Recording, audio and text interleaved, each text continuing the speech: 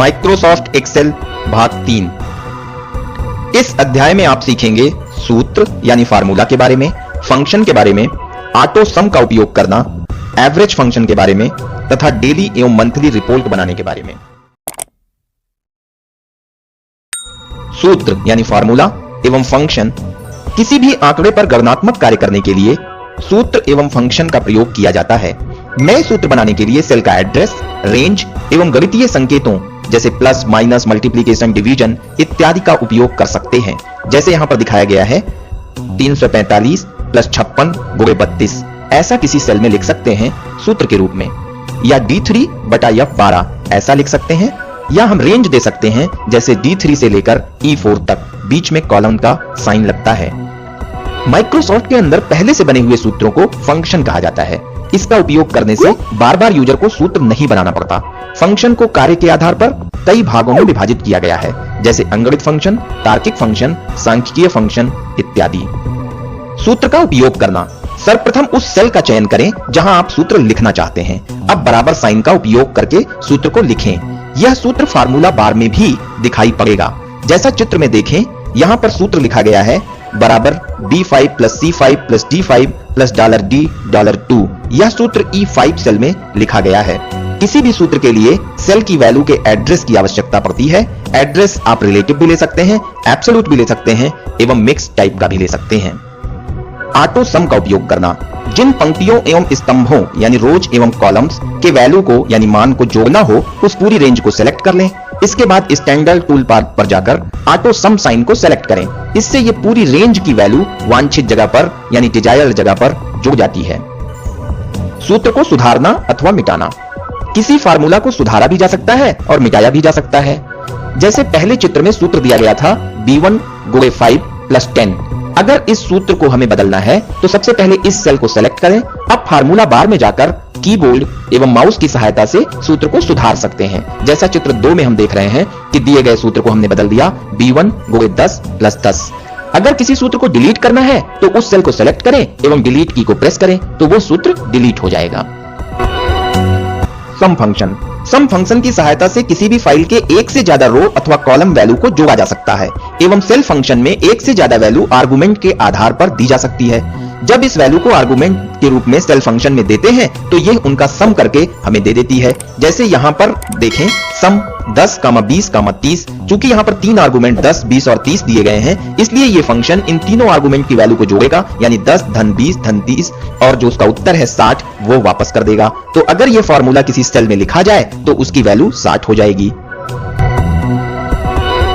सम function का उपयोग किसी भी सेल की वैल्यू के आधार पर भी किया जा सकता है।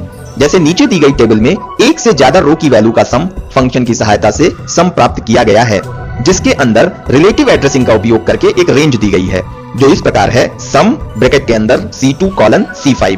अब सम फंक्शन इंटर करने पर C2 से C5 तक की वैल्यू का योग संबंधित सेल पर आ जाएगा।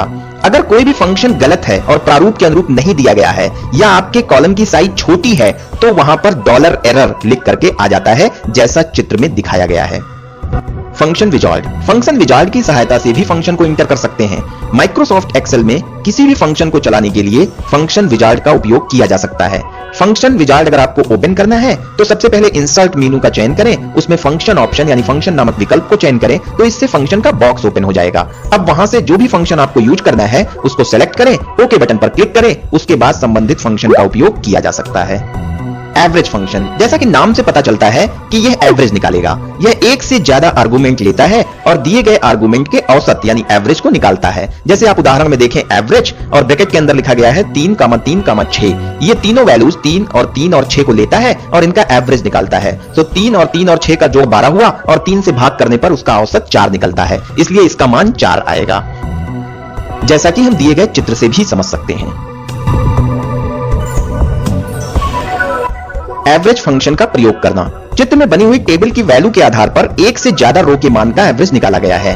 फार्मूला दिया गया है एवरेज C3 कॉलम C5, यानी C3, C4, C5 कॉलम में जो भी वैल्यू है उनका ये एवरेज निकाल देगा और हम देख रहे हैं कि उनका एवरेज आपको चित्र में दिखाया गया है।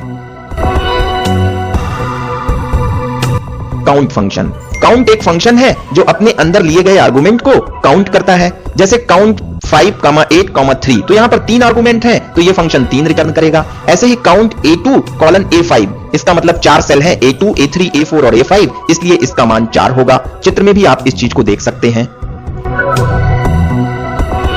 मैक्स फंक्शन जैसा नाम से पता चलता है कि यह दिए गए आर्गुमेंट के मैक्सिमम यानी अधिकतम मान को देता है। जैसे उदाहरण के लिए मैक्स 5,8,3 का मैक्स 8 होगा। ऐसे ही अगर हम मैक्स A2 कॉलन A5 दें तो ये A2 A3 A4 A5 इन चारों सेल में जिसकी वैल्यू अधिकतम होगी वह दिखाएगा। जैसे चित्र में 34 अधिकतम वैल्यू है इसलिए मैक्स A2 कॉलन A5 का मान दिए गए टेबल के आधार पर 34 होगा।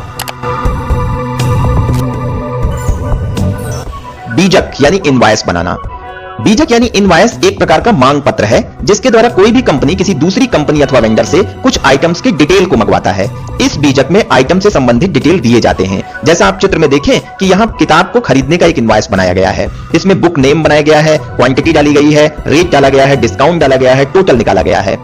अमाउंट कॉलम में एक फार्मूला बना दिया गया है जो कि C5 × D5 × 20/100 इसकी सहायता से अमाउंट निकाला गया है। इस इनवॉइस की सहायता से हम देख सकते हैं कि कितनी बुक खरीदी गई है, कितना डिस्काउंट मिला है, टोटल कितना पैसा देना है। तो इस तरीके से हम एक बीजक या इनवॉइस बना सकते हैं जिसका उपयोग व्यापार में किया जाता है।